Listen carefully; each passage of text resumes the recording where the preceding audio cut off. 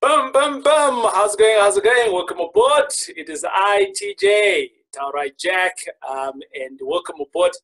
Like it is every other podcast, we bring you a successful friend, and this is M5 Successful Friends podcast. And it is my pleasure and privilege to be bringing out one of the cool cats. This guy, I found him in the industry long before I started, and he's been around.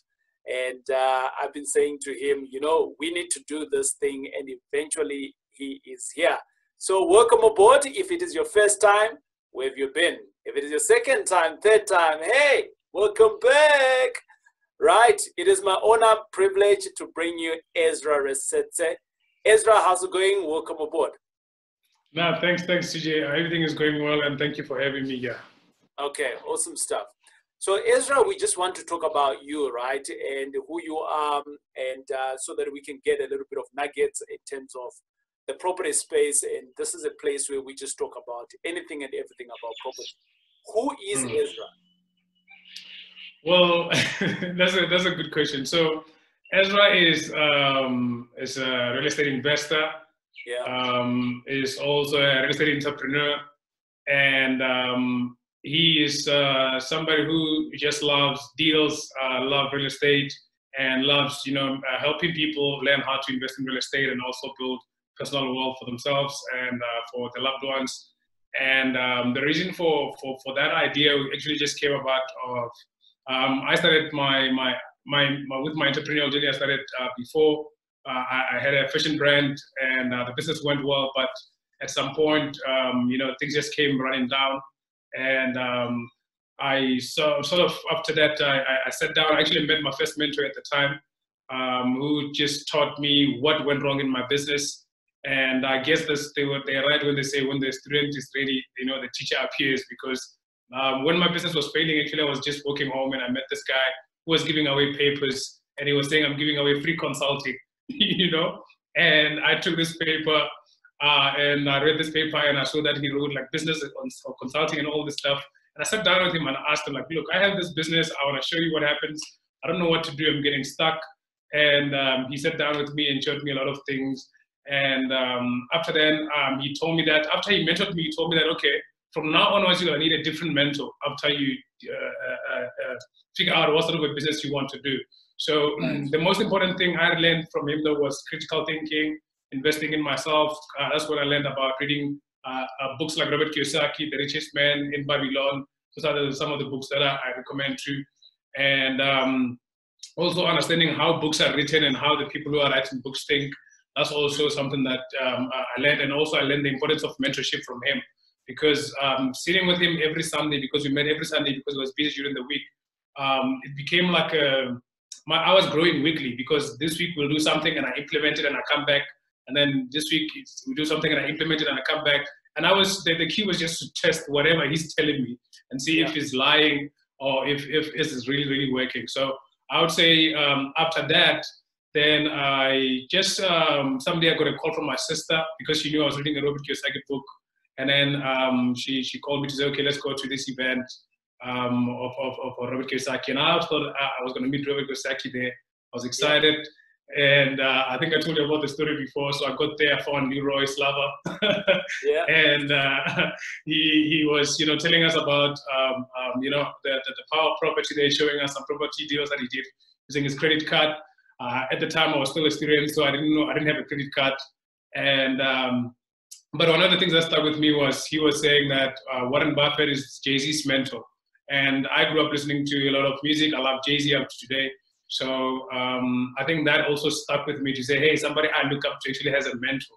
So that's the biggest thing I picked up from it, to say, okay, my mentor said I must find a mentor, plus Jay-Z has a mentor. So there is something going on with this mentor thing, and I probably need to find one. And then that's when I signed up for the program.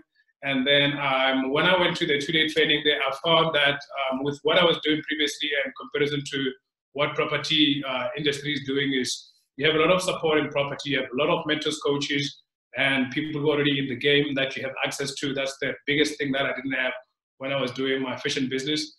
And at the same time, there's a lot of resources around. And it's something that everybody understands. It's not like Bitcoin or anything. you already know what a door is, you already know what a paint is, you probably know a builder, you probably know somebody who does piping somewhere, you probably know somebody who does tiling. Everybody, even a kid, even somebody who's 12-year-old, probably knows somebody who came at home and fixing something at the top of the roof. So you know somebody like that, and that's how easy it was. And after I saw some of the deals that they were showing that day, and I saw how creative people were being, I just knew that if I know how to do this thing, then I wouldn't have a job, because my biggest goal was never to have a job. And I don't know, I just felt like I was going to be a bad employee, and I'm too independent, I like doing things my own way. I don't like being told what to do. I'm not good at that. And I knew for the very start, and that's why I started my first business too, was when I'm done with school, I just want to be focusing on running my own business, and I wanted to graduate a millionaire, and that was a goal. But I guess then the property came through, and when I saw that power, that's when I got into property. And long story short, I think that's where I started my journey and becoming a real estate investor. And I'm seeing the power of how people are managing to build wealth through that. And I'm doing a little bit more digging and reading Robert Kiyosaki, Dolph DeRoos, Jason Lee, and everybody else who was doing all these things. I realized that, wow, we can actually build, a big wealth using this thing. And also one of the quotes by Dolph DeRoos says, two things most successful people have is they all own property and they all have integrity. Well, most of them have integrity. So when I had that too, I just like, okay, with integrity, when he explained that is something that you can work on. And I was like, okay, this is something I can, just work on, because you don't have to be born with 100% integrity. It's something that you work on a daily basis. And I was like, okay, that's a very, very good point. And then when he says that they all own properties, I went and did a digging. I put videos together of the top 10 people on the Forbes list. And then I checked what they did, and all of them did own property. I checked Charles Koch, I checked Jeff Bezos, I checked Warren Buffett, I checked, everybody, Elon Musk, everybody. I was like, who's this guy? Does he own property? Does he do that? Does he do that? And I said, wow, they actually do. But we're not sure about the integrity because that's the media. So that inspired me to actually just take action to say, okay, you know what, I'm just going to do this thing. And long story short, I didn't have money at the time to attend the mentorship, and I was beating myself up, and I tried to find some people to go on with me on that journey. The thing is, because of lack of integrity, then I couldn't find anybody, because when I did my first business, I actually asked a lot of people for loans, and I didn't pay them back. So now when I came back and I said, okay, guys, now TJ, can you please borrow me 20,000? Like, wait a minute, we don't have it, And I guess that's where my lack of integrity was actually getting to become a karma for me at the time. But at some point, I managed to have some savings, and I was reading like Real Estate Investor magazine. Actually, let me just show you.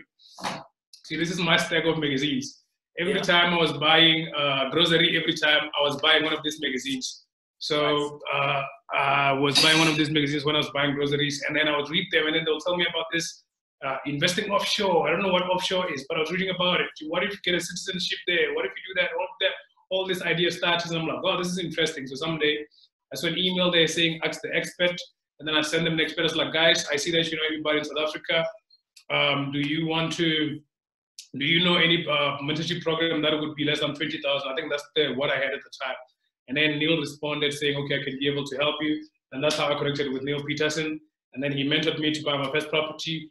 And that was how I got into real estate. And I think that is basically why I'm a real estate investor. And I really, really believe that this is possible for anybody. I didn't have any real estate knowledge experience or business experience there, because my first business just failed. I didn't have any advantages where somebody just put me, give me everything.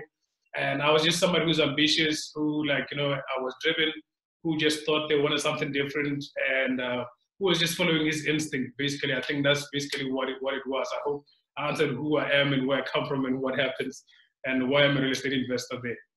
Yeah, I mean, you've given us quite a bit there, so thanks a lot. Sure. But Ezra, when I met you, this is almost 4 years ago. You already were doing deals at that particular time.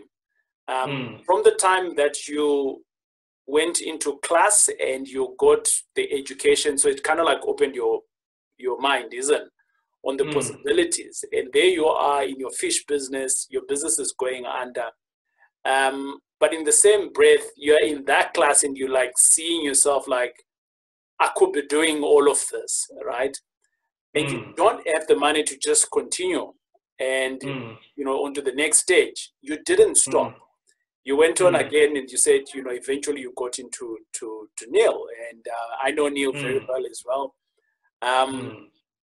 But how did you just get the courage?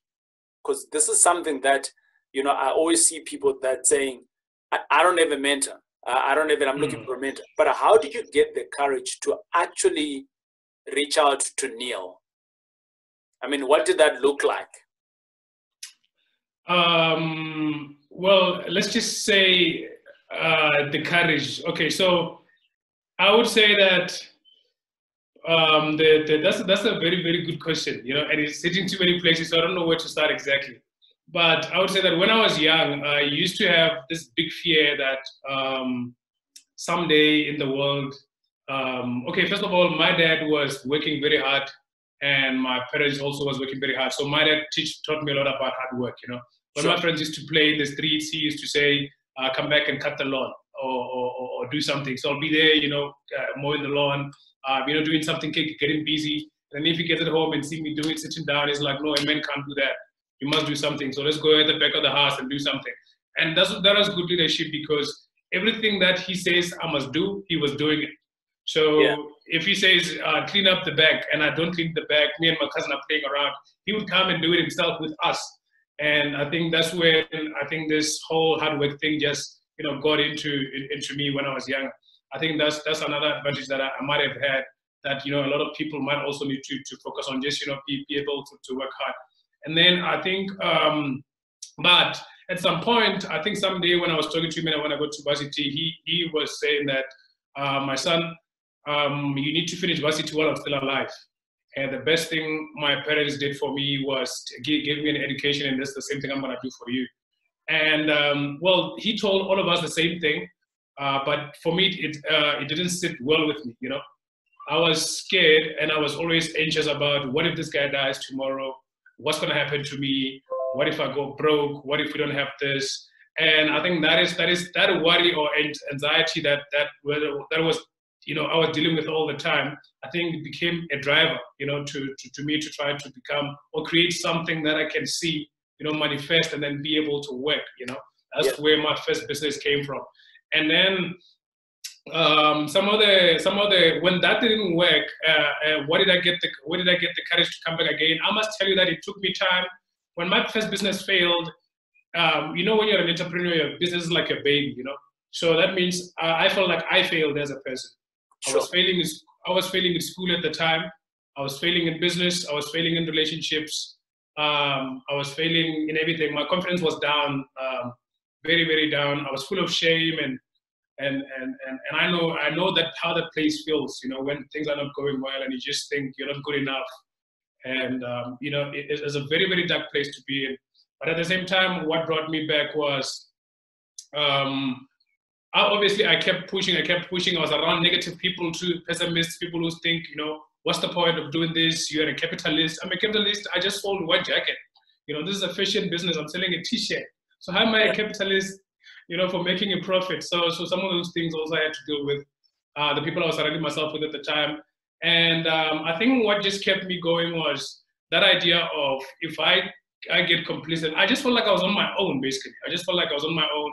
And if I got complacent, then nobody's going to be able to do it for me. And couple that with the anxiety of thinking that, you know, anything can happen to my parents and I'm going to be stuck somewhere and I wouldn't have a way forward. And then couple that with also, I think when I was young, I used to have this visions of, after you told me that, I used to have this vision of, you know, bad things happening in the world and I'm not being able to protect the people I really love, you know, because I don't have the resources. I don't know, that's just something that I just had in me, you know, to say, okay, what if things happen in the world? I didn't know, like coronavirus now is happening and I can't protect the people I really care about and I love. That's just something that has always been inside of me that was driving me. And I think when couple all of those things, I just used all that fear, that, you know, shame, that anxiety, all of that stuff that people think is a bad thing. I used it to fuel me so I can just keep pushing, to say, okay, if I push, because I managed to push the first idea from an idea to selling T-shirts, to selling a few things, to now having my brand into a couple of retail stores, then that means it's possible to actually bring something into reality. So at least that's the one thing I learned from my first business. So that means that if I do it again, but I use the structures that I learned from my first mentor, then I might actually have a different result. You know what I mean? So I would say also another thing that was very, very key was my mentor showing me that I did some things wrong, but I did some things right. You know, he did show me that, okay, you did this thing wrong. You didn't have a business system. You didn't have a plan. You didn't have insurance plans. You didn't have this. You didn't have that. You didn't have this. But at the same time, you did this very well. So I was like, wow, okay. And then he did show me some strengths that I did have too. Okay, that you have a strength of this, you're good at this, you're good at that. And after me realizing that, you know, I do have some strengths and I do have some weaknesses there, I tried very much to learn as much as I can about my weaknesses, my strengths. And I also tried to learn from successful people that I was just watching a lot of videos. I could literally see when I was studying every day, I was studying, and then when I was eating, I'm watching a documentary of Dagonte, maybe building something there. I'm watching a documentary of Femi Otodola. I'm watching Al Jazeera, all of those things. I'm that guy, you know what I mean? And those guys, when I see where they come from and they're telling their stories, I just got very, very inspired. And I was like, we're not so different, you know what I mean? But these guys, I used to think, okay, maybe because of color, maybe it might be white people who might be successful. And then I went and I found Dagonte, I found, you know, Robert Smith, from the richest African-American billionaire that I think you know him too. And people like Motsepe and all of those things. I was like, okay, so this thing is actually possible, you know? And then now I'm starting to gain myself, and I also learned from my mentor too at the time. And I think that coupled with my mentor being able to show me what was going wrong there and what was going right, it sort of gave me courage to actually push through to see if this thing can be possible, because he believed that I could become successful, and he believed in me more than I believed in myself, basically. So when you find somebody like that in life, sometimes it's all it takes to just get somebody who says, okay, TJ, I see where you are and I see where you want to be, but you have done some things right, and then you can improve on the specific things. And if you work really, really hard on improving on these things, you can be successful. So once I think I got that, I think I have a roadmap of what was going on. It was easier for me to keep going and keep going and keep going and striving. And I must tell you something, before I met Neil, I went on LinkedIn and I sent people like TJ's Boo, Miles Kubeko, who's the Vuyus. He was all over radio talking about his Vuyo brand. I remember I called on radio and I was trying to get him to mentor me. I sent messages on LinkedIn, I sent people messages on Facebook, but I think it was not meant to be because some of them didn't respond, you know, at the same time. So when I didn't give up, though. I didn't give up. Someday when I saw this thing for Neil, I sent them an email. I was like, send them an email, and I went online also. I checked Property SA, I checked, and then I think there were a few, you know, platforms there of Property SA, and then I checked, and I also ran, when I called Neil, I also ran into SA Property Investors Network. And then I sort of went on both sides at the same time. So I think it was just about, you know, the right timing at the time and never giving up. But the key thing there of never giving up was, you know, using all the weaknesses that you have and turning them into your strength. And also having somebody who just believes in you, you know what I mean? You don't, when you need a mentor, you're not actually looking for somebody who's gonna do the work for you, who's gonna, you know, do, I don't know, what you have to do. Some work is only for you and you only can be able to do it. Maybe you just need somebody who believes in you and who shows you that you do have some strength, because perhaps maybe the environment you come from, you might not be having a lot of people who are affirming those qualities that you have as a person or as an individual that are going to make you a success. And then if you find somebody who can actually say, these are the good qualities that you have that are going to make you a success, and these are the things that you must work on to improve on to be what you want to be. And then if you can be able to work on these things, then I see you becoming who you want to be. So I think that is what really just helped me have courage of. So Ezra, I just want to jump in there and say to you that what I'm hearing from you is that you have the drive, the burning desire in you, you just didn't know how, right? That was the first thing. And you knocked on many doors. You got lots of no's and you got lots of crickets, you know. You knocked on the door, it was dark out there. and then eventually you got through to someone that said, yes, I can help you. Fine, there was an exchange. But a mentor here, from what I'm hearing from you, is not someone who's beating you down, or neither it's not someone who is cheering you up for the wrong reasons. It is someone who is actually just building you, cheering you up, and also giving you a few claps when you are not doing it in the right way. So they are molding you. That's what a mentor is. True. But more importantly, I'm also seeing you went to a mentor, or should I say you look for a mentor in someone else who is already in the business that you're trying to do. So so they are already doing what you're wanting to do, right? True, yeah. And there's power in that, right? Because all of a sudden they are going to create shortcuts for you. And you can look at yourself now. There's so many lessons that you have avoided, things where could have gone wrong because you had a mentor, and that mentor was saying, don't do that, do this, do that. Because they themselves had maybe fallen into that pit, so they were teaching you from experience, right? True. And just to comment on that, because you must also understand that people like families and friends, especially, okay, let's just say mine did try to give me a lot of business advice. Yeah. But most of the time, you must also be careful of that because it's coming from opinions and fears, you know? Right. And that also can contribute to you having more limiting beliefs about what you can do. So if you have a mentor and you draw in from their experience and their results, it's a whole different game, you know, because now you're talking about somebody who has results and then who has the experience about what you want to do. So that, to answer your question there, to also add on that, it really helps for you to have a mentor who's already in the game and who's, you know, having the experience, and you can be able to draw from there. And I must say to you, I must confess to say, when I met Neil, he did talk to me about some things. I think for the first 3 months, everything he said, I ignored it. Because I must tell you the truth, I'm being honest with you. Everything he told me, I ignored it. I'm a human being. I grew up, everybody telling me I'm smart, you know, and I know I'm an intelligent guy, so I'm like, so Ezra, I'm only laughing because it hit home, you know. I was in the same space. That's the only reason why I'm laughing. Yeah. So I guess we are confessions of entrepreneurs here. So I didn't listen to anything he said. He told me buy properties less than R1 million. My first property was 1.5. I got rejected. That time I already have shame issues. I already have you know, a lot of, you know, shame and rejection and all that stuff. Right. I'm experiencing from, you know, previous things around. So one success was gonna boost my confidence incredibly. You know, and I think he knew what I qualified for. He knew what I could be able to do. He just wanted me to have one success, and then that was gonna boost my confidence to say, "Wow, this is possible," and then I can be able to keep going. But I didn't see the vision like that. I just thought, okay, I'm smart. I'm gonna do what I want, and then, you know, and my ego and all those things come in the way. So my first 3 deals got rejected, and some of them I messed up a bit, but. Because he was there, he managed to help me turn them around, you know, to say, oh, this is how you can turn it around. This is how you can turn it around. This is how you can turn it around. And I think that was the most important lesson for me to say, even when I was messing up, I had somebody who can say, hey, I messed up, so what do I do? Then he comes and say, okay, change this there, change this like that, change this like that.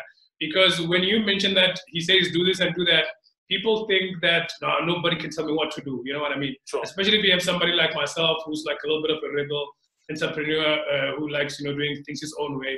They're gonna react like that. Say, okay, you can't tell me what to do. I also need to do things my own way. But I also want to confess to say I didn't follow what he said. But when I did actually finally follow what he said, that's when I landed my first deal, and it got closed and everything got sorted out. So I would just say I just wanted to bring it on record to say even when I found a mentor and I was excited about it and he was willing to help, I still, when he was talking, you know, I don't know where I was listening or what was going on, but I did like, you know, he told me this and I did the opposite. But he was still there to help me turn around, and of which I would say my journey could have just been very, very short and very quick and whatever, but I think I appreciated also the process of going through that, so I can also learn a lot of things about myself, which I know right now. Yeah. Ezra, I want us to talk about your business. So you've got ultimately 2 businesses that you run, right? So you've got your investment business and you've got your schooling business, right? And I don't know whether the t-shirts business or other businesses are still there, but these are the 2 that I know, and they are related to each other. But I want Yes. us to zoom in into the investment business particularly. Okay. So I know that you at one point, you said to me, TJ, I've got an island that I'm selling. Are you interested in an island? I'm like, bruh.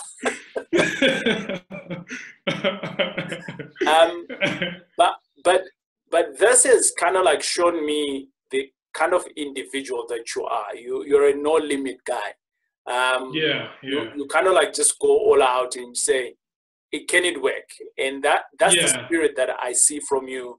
And there are certain people that come into my head when I am having different difficulties or different situations, and I'm like thinking, what would Ezra do in this situation? Go out for an island. Now, I want to zoom in a little bit in terms of where your business is now, because you started off down, you're in credit, you had no money, you've got a coach now. Your sister brought you in. Why we don't know. Maybe we need to speak to your sister one day. Like, why did you invite this guy instead of inviting maybe a boyfriend or someone else? But where is your business now, as we speak? Okay.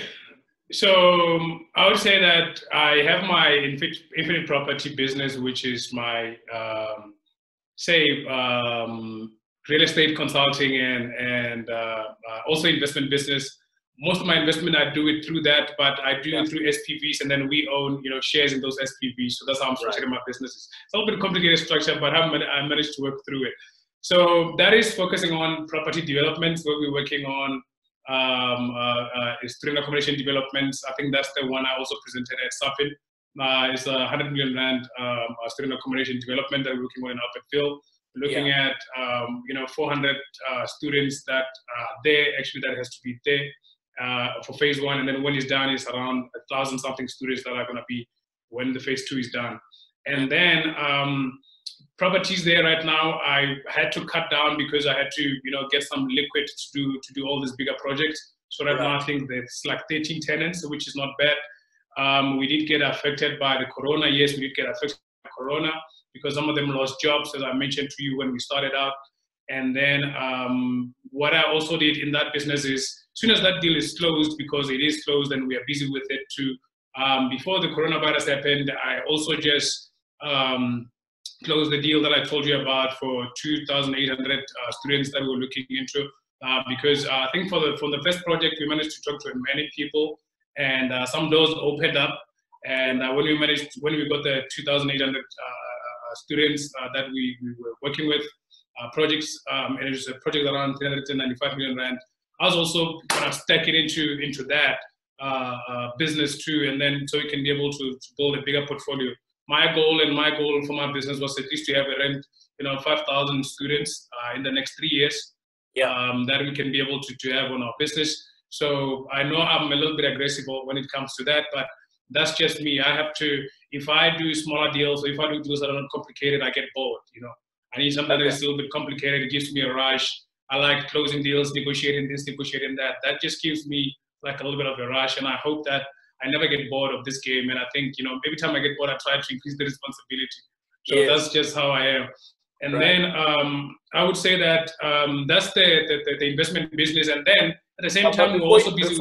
Before you jump on there, Ezra, I always want to speak about, you're jumping onto these big deals where you're chasing 5,000 students at a particular time.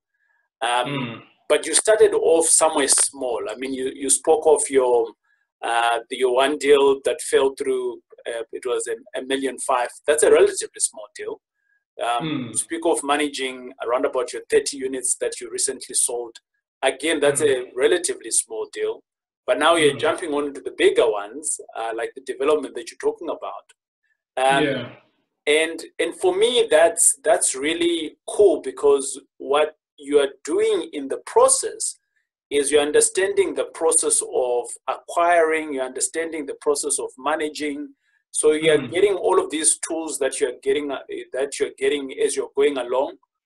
And I'm always scared of people that have never bought a house or never bought a property for themselves, that they jump onto a deal like, boom, they want to get into 100 beds. And I'm like, But you've never bought a house before. Okay, so that's a good point. I wanted to say that our first deal that went through was 525, because the 1.5, I tried, it fell through, it didn't go through because we didn't qualify for it, and then we tried another one at a similar price. The first one that went through was around 500, and it was a small deal, and we managed to manage it, fix up things. People used to call me boss. I used to feel nice, a young landlord there, but at the same time, I think that's where we started, and that's where I started. Then I wanted to say from then onwards, what I did was I wanted to figure out what are other ways I could be able to create revenue. So I did project management for a lot of clients and people when I did sourcing. And then I also did management of property. So I did manage my property, then I managed a few other properties there. And then I managed up to 102 properties beds at some point in my managing business. But it came all running down because I'm not good at admin and I'm not good at management. And property management on its own requires a different mindset. You know, it's not the same as a property investing. So I would say I did put my skin in the game. I did learn the hard way some of the things, school of hard knocks. And that's what gives me confidence to say, okay, now I'm working with a landlord who owns, 3 buildings, 120 there, this, that, and then I'm talking to this guy, how did you get this? Some of them really like me and say, okay, I'll teach you a few things. Okay, let's go drive with me when I'm going to my next deal. And I'm driving around, with this guy, and he's sitting there, he's negotiating the deal, sitting on the table, and I'm seeing what he's doing, and I ask him, some of them, they're speaking in Afrikaans, I didn't even know what they were saying. But after the meeting, I'm asking him, so what happened there? He told me, okay, so we negotiated this, we negotiated that, and then this is what is going to happen. We're going to be using seller's equity, we're going to be using this, we're going to be using all of that stuff. So I would say I was just involved in the action. Where the action was, that's where I was, just to get as much experience as I can and as much knowledge as I can.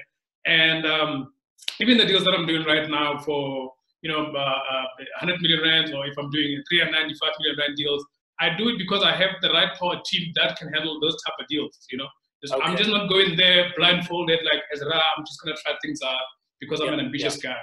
No, it's because I have people around me who are having portfolios of 500 million rand. Another one is having, a portfolio of, something. It's like billions of billions. I have a guy who is working on a project last year of 1.2 billion rand. I've seen projects on my desk that were like, 1.2, 3.2, like a whole city, like 200 million rand properties. Before I even looked into this thing, I was like, can I do it or not? Because I was working for this guy. So said, okay, I saw this property. Are you interested in it? He's like, no, I'm interested in it. Bring it through. And then they look at it and then they teach me, no, I don't like this. I don't like that. This works out for me. This doesn't work. So I'd say, and some of the times I even go and work for these guys. I worked for a developer for a year as an independent contractor. And I was like, okay, tell me what to do. How do I package a deal? How do I do a finance application? How do I do this? Which finance institutions must I use? Which this must I do that? So I literally, the ego thing doesn't exist here. I just literally do the work, basically. I just do the work, I do the work. And after I understand, some of the guys, I even tell them, look, my first deal, I want you to walk me through it. Do you mind? And how can I make it, incentive for you to be able to help me with my first deal, especially if it's a bigger deal like that. And then it becomes easier for them to say, okay, I liked you, I worked with you, you're a nice person. So when you have your first deal, come to me. And then when I have my first deal, I go and say, okay, here's my first deal I just closed, I'm looking to close. Here are the things I'm concerned about, here, this, and this, and that. And then with his experience, he can say, it's just like a mentor again. He can say, all right, did you check this? Did you check that? Did you check that? I'm like, I didn't check that. It's like, okay, be careful there, sort it out. But now because I knew that I didn't follow the rules before, so my attitude has changed a bit now. So I'm a little bit more open to actually following exactly what they're saying. And actually, the key there is modeling what works, TK. I'm not reinventing any wheel here. I'm not trying to do anything that hasn't been done before. I'm just doing what works. It's like, I'm going to come to you and say, TK, this is how you do your things. And then you say, sure. And I'm like, okay, do you mind sharing with me? And then how can I make sure that you get incentivized to do that? Then if you say, okay, Ezra, the only thing that will incentivize me is if you do 1, 2, 3, 4. Okay, let's see if I can do 1, 2, 3, 4 so I can get 5, Sure. And then that's still business at the end of the day. And if I can be able to do that, I think that also gives me a little bit of a courage. It gives me a team too. It gives me people around me who I can trust. And it gives you the education as well. The education too. Learning whilst you're growing. Your skill set is growing all the time. 100%. And also now when I see a deal for, say, 50 million rand is a small deal for me because I know that, okay, this is a deal when I'm not scared because you're dealing with it every day. 100%, 100%. So somebody might hear like, yo, there's a lot of money. But for me, it's like, no, man, this is not a lot of money, you know, and you can actually do it today, especially if you have people around you who can be able to help you do that. So that's why I realized that my education business, though, came through, just sorry to jump in, but my education business came through because I was realizing that there's a little bit of a lack of education. And when some people are educated, they have a lot of problems with beliefs, you know? And coming back to belief, you're saying people think, I had clients who I helped close a development for at least 100 million rand. And we get the land, we get everything. And then when she has to sign, she panics. She's like, what if something happens? You know, what if something happens? And I realized, look, this is just nothing but, you know, limiting beliefs that you have about yourself. You might have told you at home that you won't be successful, or maybe your wife is telling you different things, your partner, or might be people around you. I had pessimist when I started my first business, and it destroyed me a bit there. So I'll say that it might just be working on the belief that if you believe that, okay, I can do this thing, why can I do it? Because I have a knowledgeable and a knowledgeable mentor who cares about me, and I have a power team who knows what they're doing. I've seen their projects. I have this person who does this. I have the financial institutions. I went and spoke to these guys, and I've seen what they financed before. So why am I being scared? You know what I mean? You're mitigating all of your possible risks that might come up. 100%. And then when you're looking at the deal, you're like, okay, so this thing is like, it's possible. It's not like, you know, the only thing is me believing that I can do it. Because the next question we can ask there is, what if something goes wrong, but let's turn it around. What if something goes well? 100%. Because look, I would say something, right? Everybody that I know who's super successful took this risk where they feel like, okay, I'm on the line where my business, where I can get wiped out, right? I'm young. If I get wiped out, I'll start again. You know? That's how I'm looking at it. I'm young. If I get wiped out, I'm starting again from scratch. I'll start and wash cars. I'll do everything. I'm an entrepreneur. I'll start and wash cars. I'll do something. I'll do whatever and gain my way to the top. That's how dedicated I am with this thing. So I put myself to say, okay, if I lose everything now and I have to sleep somewhere, what can I do? I can call TJ and say, TJ, can I sleep at your bedroom for the next month while I'm figuring out what to do with my business? I can stop paying my, you know what I mean? I can call whoever and reduce my costs and just start from scratch. That's how I put myself in a situation where I say, okay, put the worst case scenario down on the paper and look at it. Worst case scenario, I get wiped out, everything gets wiped out and I don't have anything. What can I do? So when after I put myself in that situation, I've just been able to sort of face the fears to say, okay, all the super successful people took the risk. They borrowed the money. They borrowed the 10 million, they borrowed the 100 million, they borrowed the 2 billion rand, they borrowed the 50 billion rand to do their business or whatever they're doing today. You know, and what if it went wrong? And sometimes it goes wrong.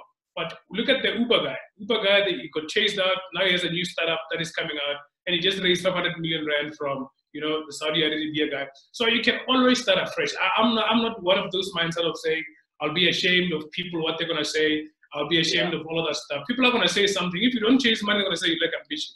You chase money, they say you're greedy. If you don't do this, they say that. If you don't do this, they say that. So if you focus too much on that, also, I think it's also gonna affect, you know, your trajectory as an investor or as an entrepreneur in general. That's what I think. Sorry, but I think I'm talking too much there. Ezra, I want to jump in there and say to you there, now you're in the game. You know, you're talking big numbers here and you're working with some guys who are pretty big and doing cool businesses.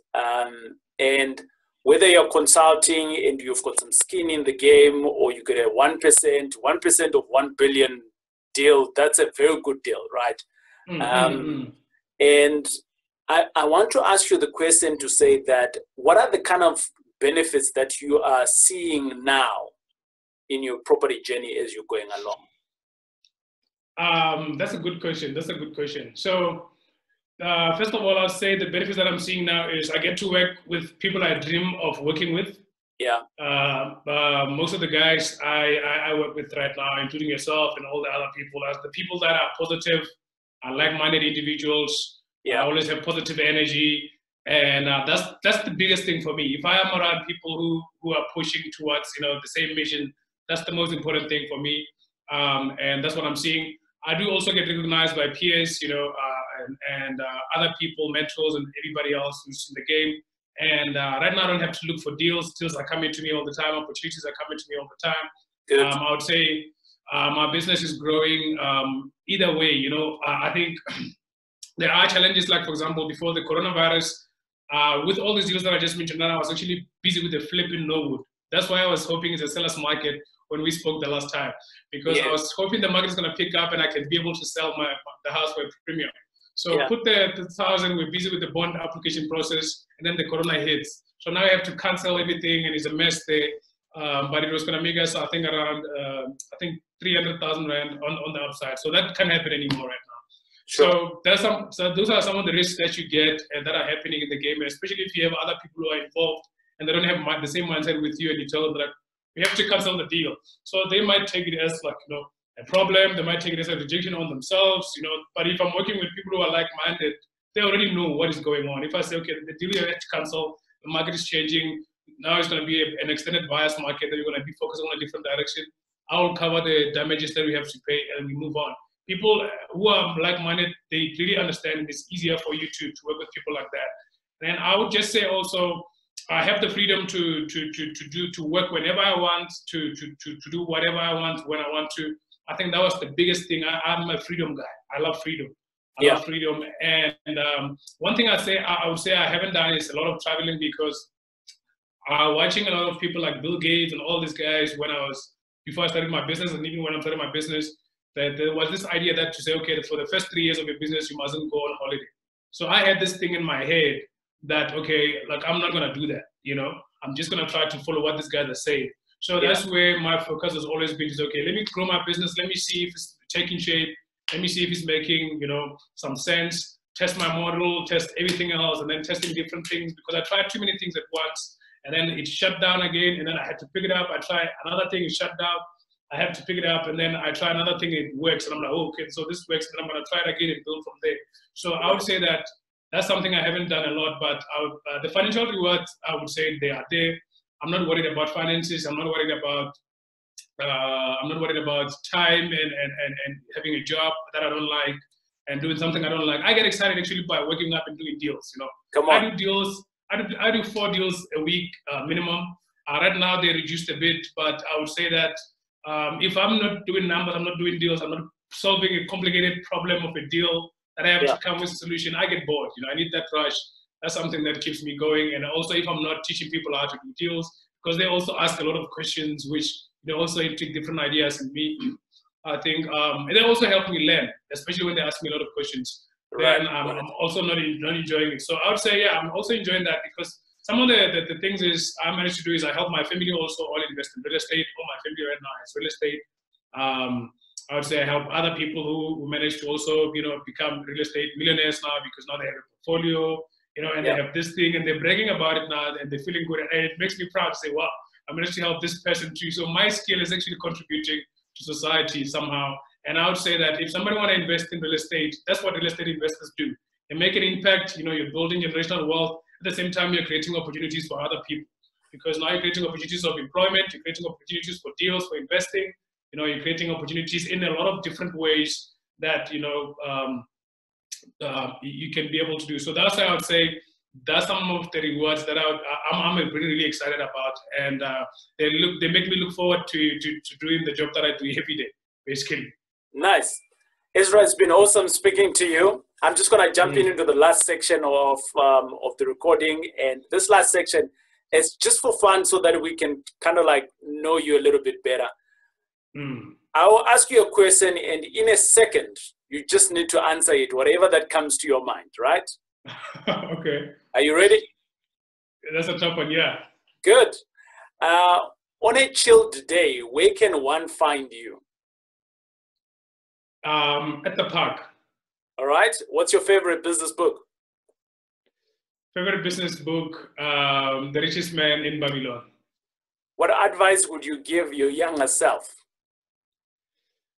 Follow your intuition, and also follow sound advice. Okay. Do you have a favorite quote? My favorite quote, the future is now. What does success look like to you? Success looks like fulfillment spiritually, fulfillment, being healthy, and having the right people around you that are positive. That's very, very important to me. And also, not being worried about money. So in that manner, actually, the most important thing for me is my spiritual connection with God. Right. If you were to become any business person, who would you choose? Who would you want to exchange seats with? Charles G. Koch, man. I think a lot of people don't know him. I'll show you his book. His book is there. It's called The Good Prophet. Yeah. I love that guy. I love the way he thinks. He's an old man now. He's like 80 years old. He's one of the top 10 people on the Forbes list. I've been following him for a long time. I'm just obsessed with the way the guy thinks, and he's just one of those people I look up to, and he just inspires me. I don't know why. I think I'll just trade six with him. And he also has a book called The Science of Success. Yeah. He's incredible. He's incredible. Right. I'm sure you've watched the movies, the Ocean 11, Ocean 8 is the girls' version one. And me and you, we both understand the whole concept of the power team. If you had to have, right, if you had to build a team today, you had to pick anyone in that power team, give me 5 people that you would choose in that team. Well, that's a nice question. So I don't know. I picked George Clooney. Yeah. That guy inspires me, and I think the way he picks up a team. Okay, I know he picks up the team, and I've seen the Ocean's 11 again recently in December. That's when I also opened my Netflix account. I opened my Netflix account in December. So that's when I seen it, but I don't remember the other guy's name. But I think that guy just inspires me. The way he put the team is just incredible. So whoever he picked up, I'll just pick him, and then he can put everybody together in a simpler sense. So the guy inspires me greatly. Yeah. So it's all said and done, and we are now at your 90th birthday, right? Who would you like to spend that day with? My family and my grandchildren. I would just like to sort of be spending most of the time with these guys and instilling as many values as I can that are positive to them. And I hope I become a positive role model to them. Not the world. I don't want to be a role model to the world. That's a little bit of a risky situation. But I like being a role model to the people that I love and care about. Nice. Ezra, it's been great speaking to you. Boom, boom. There you are, ladies and gentlemen. You heard it. I did tell you that we only bring you successful friends. And Ezra, he's killing it. He's just poured out his whole heart here. And Ezra, I'm going to send my cat to your house so that Betty that's in the background there, my cat can eat it there.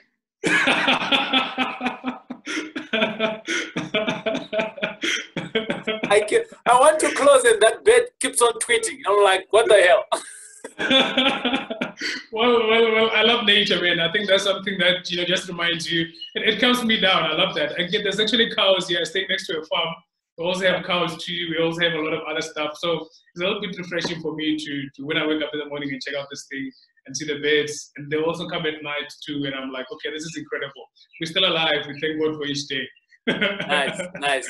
There you are, ladies and gentlemen. You gotta find who you are. You've gotta find what motivates you, and you gotta shake off all of those limiting beliefs that you might have, and you just got to go out there and make a difference from you. Thanks a lot, Ezra, for being here.